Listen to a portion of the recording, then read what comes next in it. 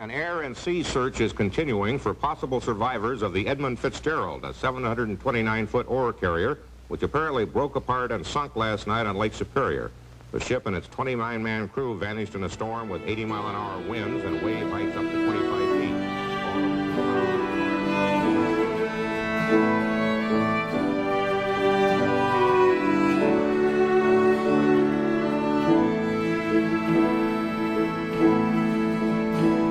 The legend lives on from the Chippewa on down of the big lake they call Gitchagoo. The lake, it is said, never gives up her dead when the skies of November turn gloomy. With a load of iron ore, 26,000 tons more than the Edmund Fitzgerald weighed empty. That good ship and true was about to be chewed when the gales of November came early. The ship was the pride of the American side, coming back from some mill in Wisconsin.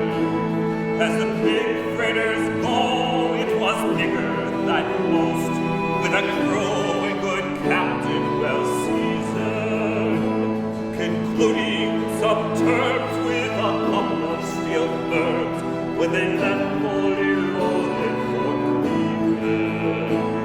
Then later that night when the ship's bells rang, could it be the north wind they'd been feeling?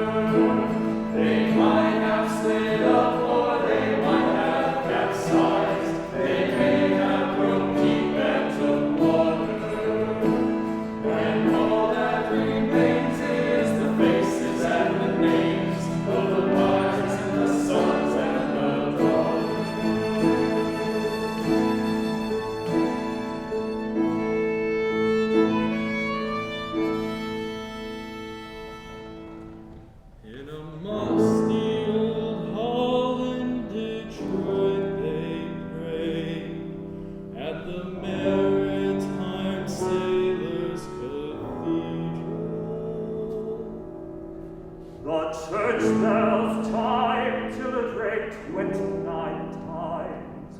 For each man